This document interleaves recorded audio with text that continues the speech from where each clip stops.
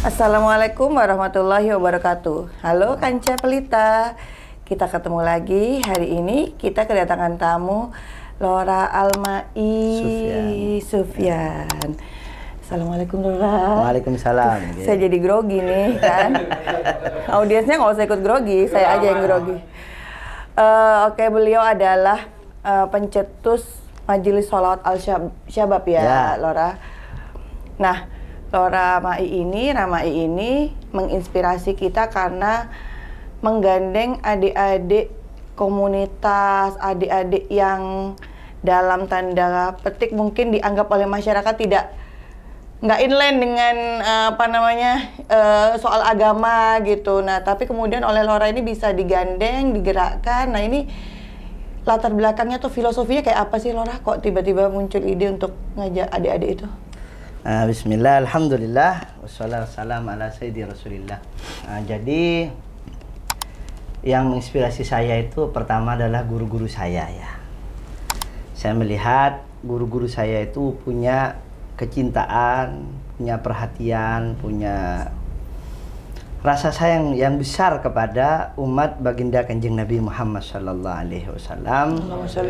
Bisa saya lihat dari munajat-munajat beliau, dari tangisan beliau, dari waktu beliau yang beliau habiskan, harta beliau yang beliau korbankan, tenaga, pikiran untuk bisa memberikan yang terbaik untuk umat baginda Nabi Muhammad sallallahu alaihi wasallam. Ya, saya sebagai santri murid walaupun masih nakal ya belajarlah. Saya belajar untuk membantu cita-cita suci beliau-beliau dan mengikuti langkah beliau walaupun terseok-seok setapak demi setapak. Semoga Allah Ta'ala membantu dan memberi taufik kepada kita semua. Amin.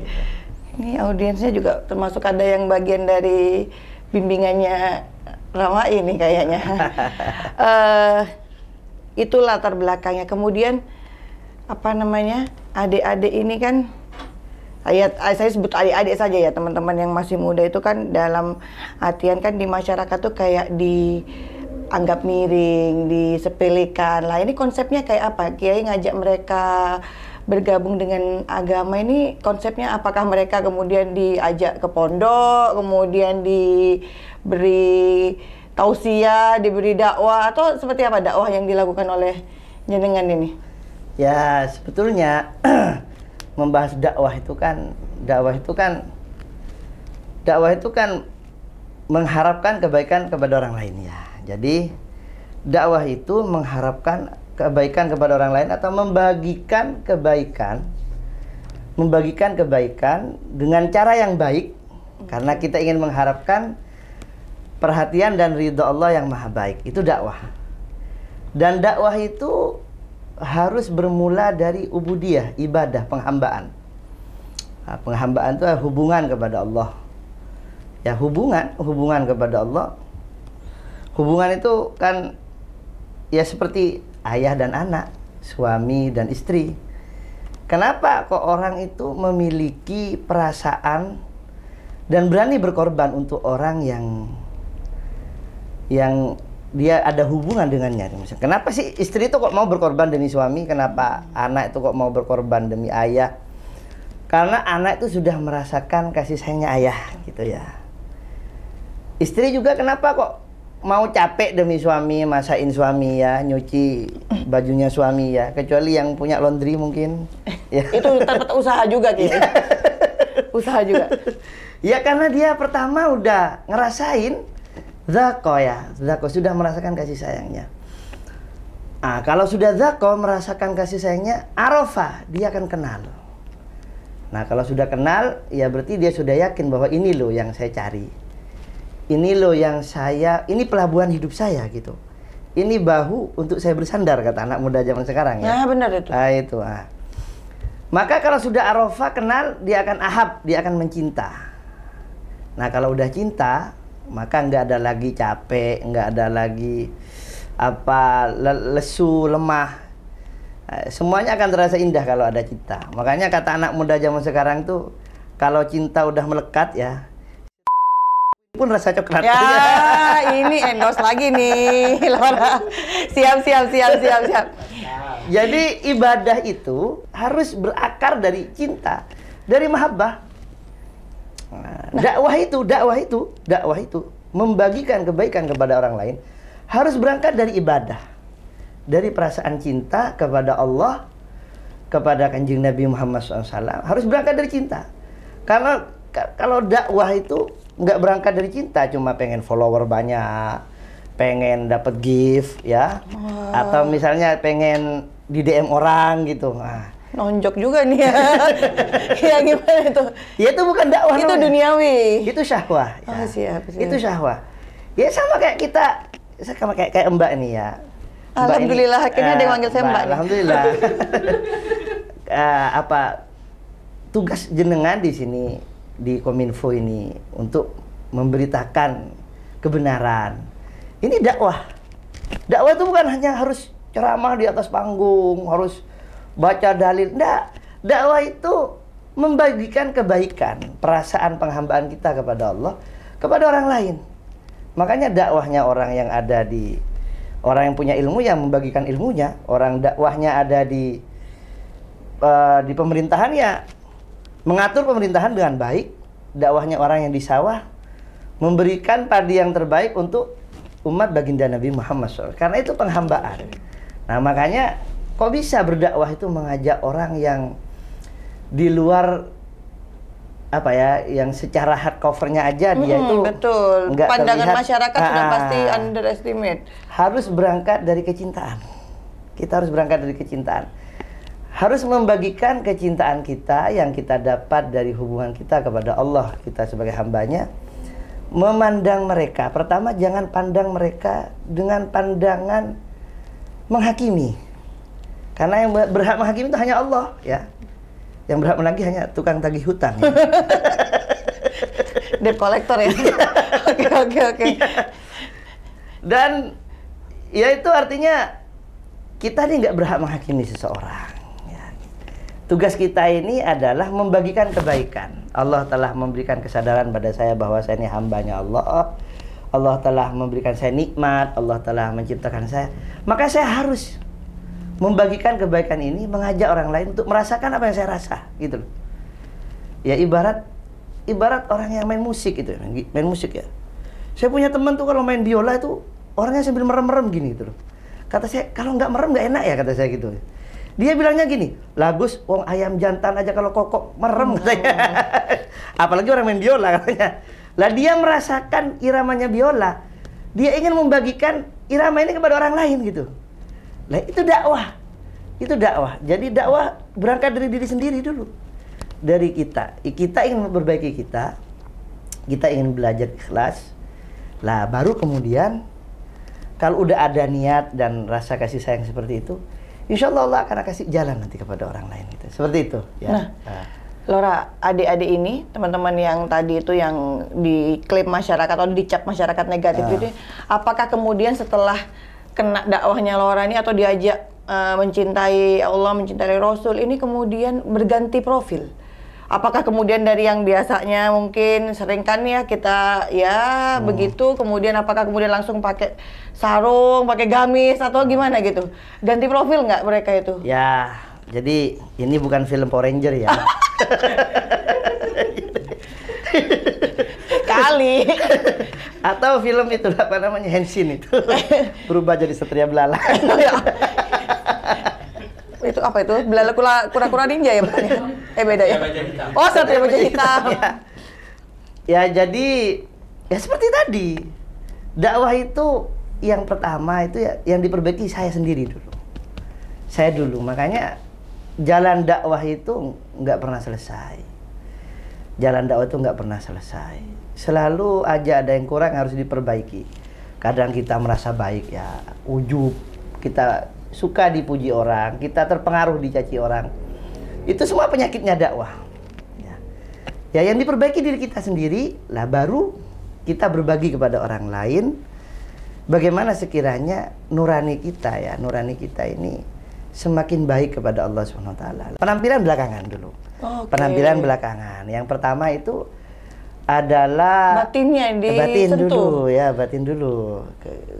Nurani kita. Makanya dakwah itu bukan profesi ya. Salah kalau dakwah itu profesi. Dakwah itu panggilan nurani.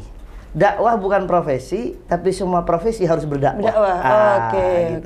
Jadi yang pertama dirubah itu ya apa, diri kita dulu, nurani kita dulu, batin kita. Makanya Sunan Giri itu nggak langsung merombak adat istiadat yang ada. Beliau itu masih pakai Sunan Kudus itu masih pakai gaya-gaya waktu itu agama yang mendominasi Hindu. Beliau masjidnya aja pakai bangunan yang apa namanya, strukturnya berbentuk bangunan Hindu, masyarakat Hindu pada waktu itu. Jadi pelan-pelan ya, dakwah itu nggak bisa langsung sehari langsung berubah. Malah orang yang terburu-buru dalam dakwah itu gagal. Orang yang terburu-buru dalam dakwah itu nggak sukses ya. Nabi Muhammad SAW itu berpuluh tahun di Mekah dan belasan tahun di Madinah, yang berkahnya kita nikmati sekarang ya. Jadi nggak boleh terburu-buru, dakwah itu nggak boleh terburu-buru.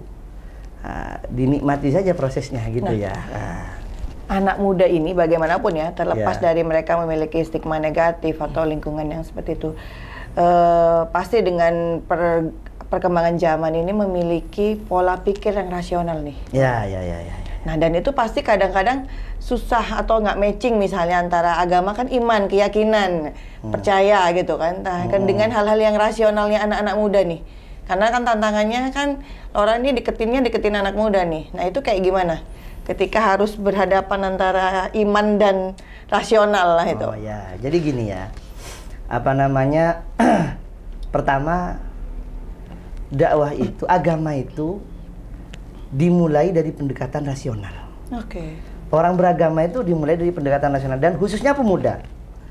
Makanya di Quran itu diceritakan Nabi Ibrahim alaihissalam, beliau itu yang memiliki gelar Bapak Tauhid. Iya. Bapak Tauhid, karena seluruh agama itu bermuara dari Nabi Ibrahim alaihissalam dan ada ikatan dengan beliau.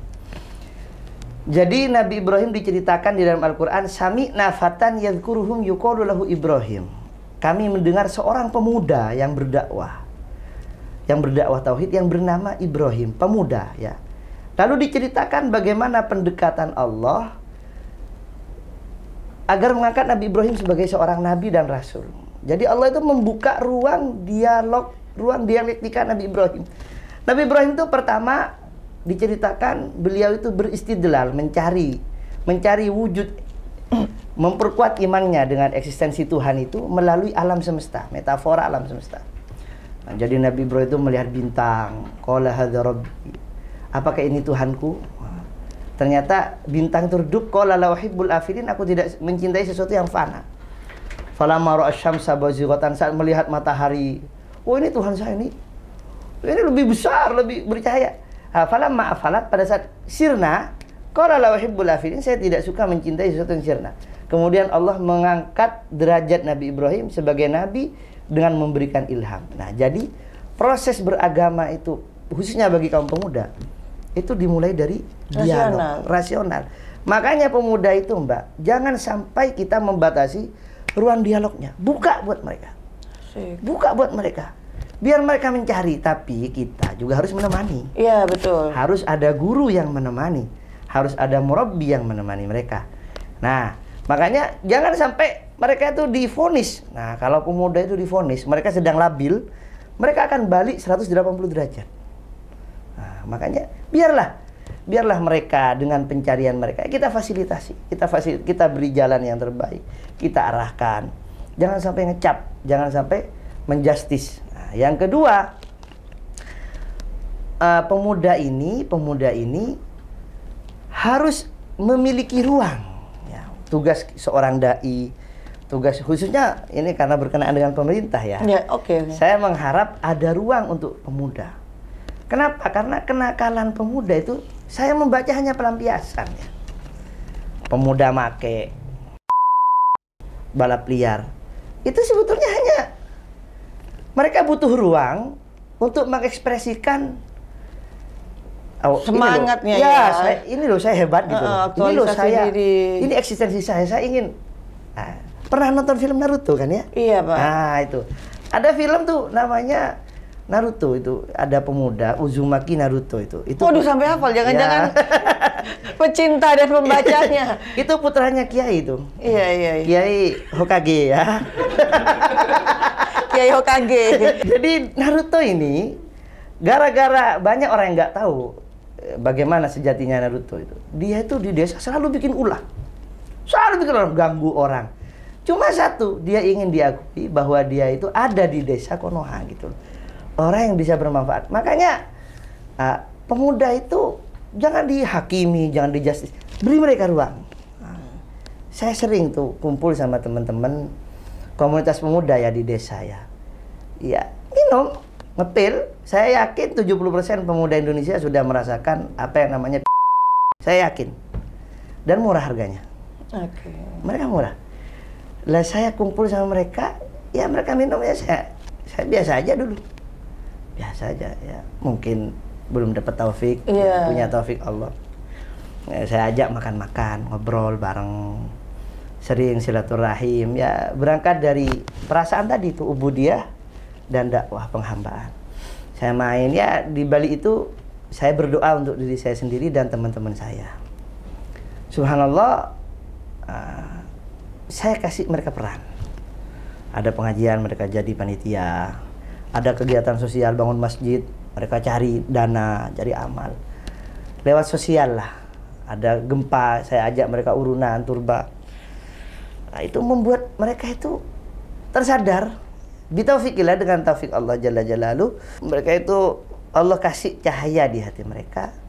Sehingga mereka lah yang menjadi agen kebaikan di desa itu. Oke, luar biasa. Jadi pemuda itu kalau sudah kadung menjadi menjadi agen kebaikan, itu bisa ngalahin yang lain. Karena sudah jadi pionir, semangatnya muda, pola pikirnya kreatif, jadi bisa mempengaruhi pada yang lain. Bisa menjadi agen perubahan. Agent of change. Agen perubahan. Makanya Ashabul Kahfi itu di Quran kan pemuda itu ya. Iya, iya, iya. Pemuda ya. Ya seperti itu. Oke. Boleh silakan, orang kopi boleh dicicipi dulu kopi kita. Bismillah. Ini bukan endorse ya? Bukan. Ini produk UMKM.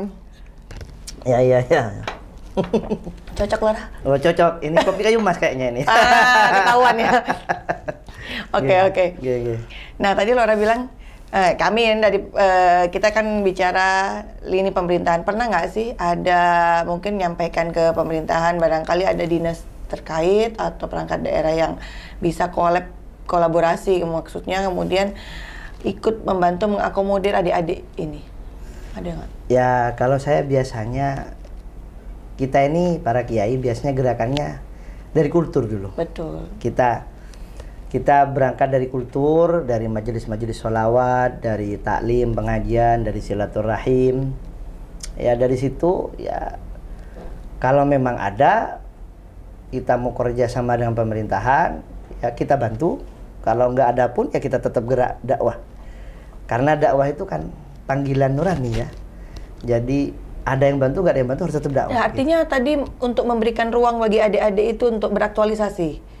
Artinya mungkin seperti yang kemudian suka balapan, tadi mungkin ada teman-teman dinas terkait pariwisata atau pemuda atau olahraga atau KONI, mungkin adik-adik itu digerakkan jadi event atau apa gitu mungkin. Tadi suka punya passion di jadi panitia di ini. Ya mungkin waktu dulu pernah pengajian ya ada beberapa pihak yang membantu gitu. Ya intinya gitu. Kalau saya pribadi ya dakwah itu panggilan nurani. Saya harus dengan berbagai cara, every time, everywhere. Saya harus tetap ada yang bantu silahkan, nggak ada yang bantu saya tetap jalan gitu. Nah, Lora, adik-adik itu setelah tersentuh atau kenal dengan dakwah, kenal dengan ajaran Islam, mereka berubah ya. Tadi kalau tiba-tiba nggak mungkin berubah penampilan, tapi setelah kenal tuh ada berubah penampilan nggak sih? Atau tetap dengan stylenya mereka yang begitu? Ya, saya itu nggak mempermasalahkan itu karena saya nggak begitu mempermasalahkan penampilan saya sendiri. Iya, penampilan nomor 6 ya. 1 sampai 5 Pancasila. Ya sudahlah.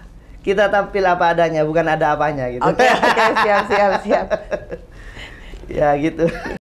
Jadi nggak harus mereka berubah ya, dengan stylenya mereka tetap menjadi diri mereka sendiri lah ya, dengan aja. Pilihan mereka sendiri. Biarin aja. Yang penting ya itu kata guru saya. Bahkan saya ini kalau mau dakwah ke pemuda itu sama guru saya kayak Khalil As'ad itu dilarang pakai sorban. Oke.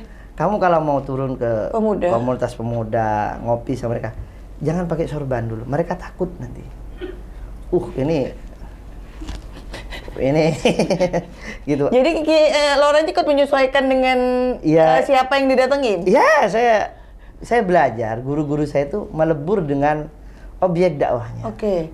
Objek berdakwahnya. Jadi nggak gampang menjustis orang karena melebur. Jadi, betul. ya seperti Rasulullah SAW itu waktu Rasulullah berdakwah itu kan beliau menyelami karakter orang yang diajak berdakwah. Jadi dulu itu ada pemuda ya, itu. Pemuda itu datang ke Rasulullah. Rasulullah itu dengan keagungannya ya, kita sepakat bahwa Rasulullah manusia paling agung, manusia paling suci. Sudah Isra Mi'raj, sudah masuk ke surga melihat, sudah Arsy, sudah tinggi pangkatnya, imam para nabi, kekasih Allah satu-satunya. Tapi pada saat Rasulullah SAW didatangi seorang pemuda, nah ini kembali lagi ke objek pemuda nih, yang memiliki ide nakal, memiliki semangat yang brutal liar, ide-idenya tidak terbendung, datang ke Rasulullah. Dia datang, ya Rasulullah, izinkan saya berzina. Nah bayangkan ya. Bayangkan.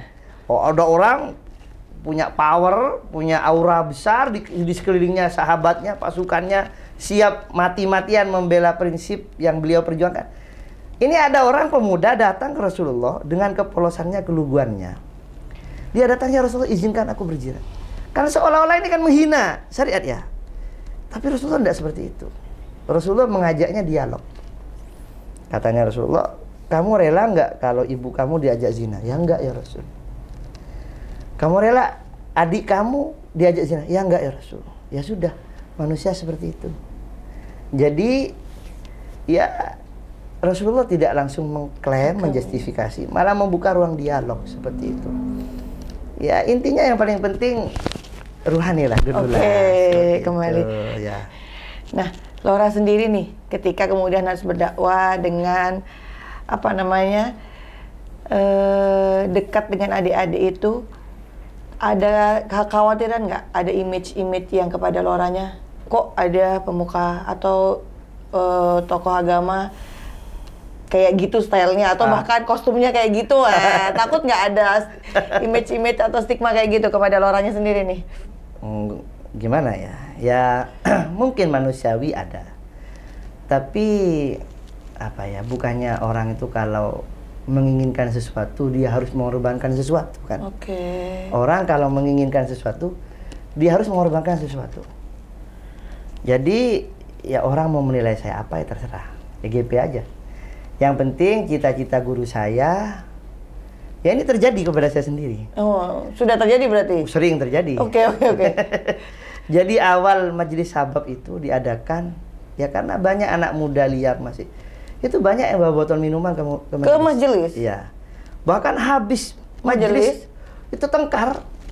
Bahkan masih ada yang bawa alkohol. Ya saya mengadu sama Khalil As'ad, beliau bilang, biarkan aja dulu, biar doain aja. Belum dapat hidayah. Ya seiring berjalannya waktu, kita sering komunikasi, sering silaturahim, ya barokahnya doanya guru juga dibuka sama Allah. Justru mereka yang mencari para pemuda untuk bergabung dalam orang yang agen perubahan tadi itu. Orang yang sering tengkar itu kalau ada masjid di bawah, mereka yang bantu cari dana, bantu beliin kipasnya masjid, bantu. Jadi memang zona kita sebagai hamba itu kan berusaha. Allah yang menentukan. Ya biarin aja. Biar orang itu berkata apa, yang penting apapun yang mereka bilang. Ada lagunya tuh kan. Gimana? Nanti kalau ada lagu yang nyanyi, Cilidonya nyanyi semua nih.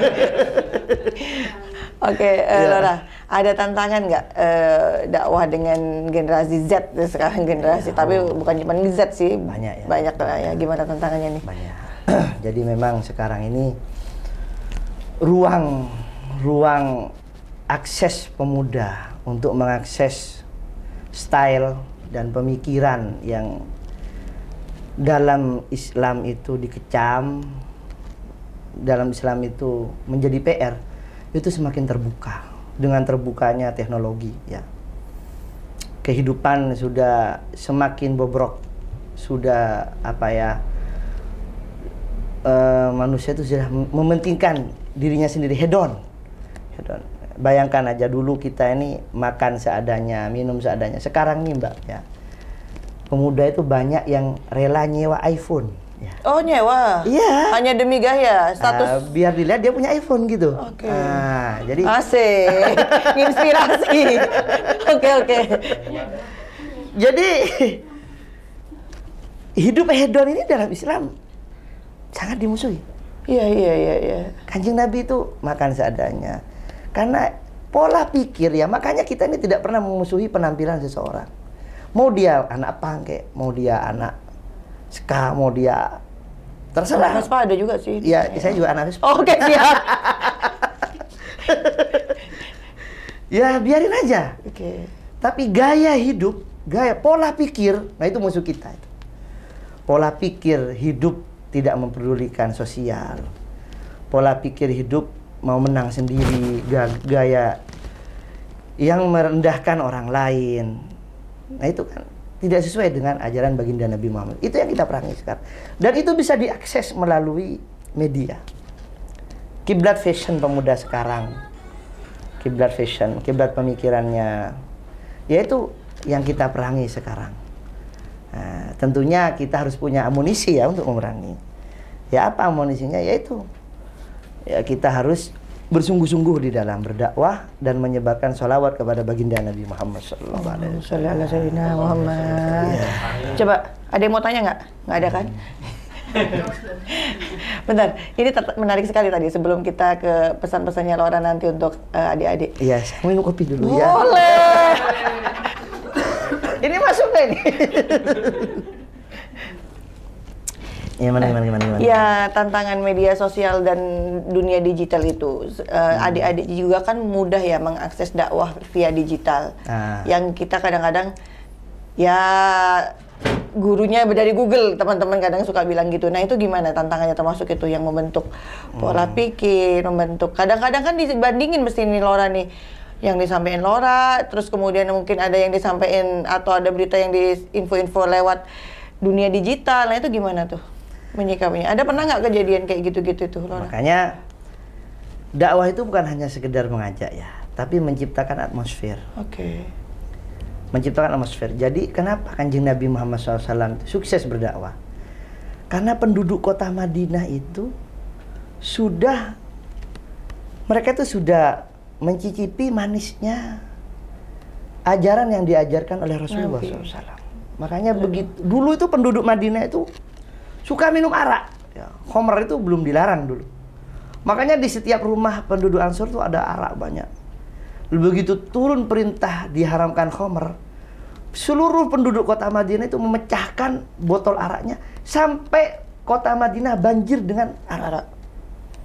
Kenapa? Karena Rasulullah sudah menanamkan atmosfer mahabbah di situ. Ubudiyah, penghambaan di situ. Jadi seperti tadi, yang digarap dulu itu hatinya, batin, bukan jasmaninya. Nah, makanya kalau kita sudah bisa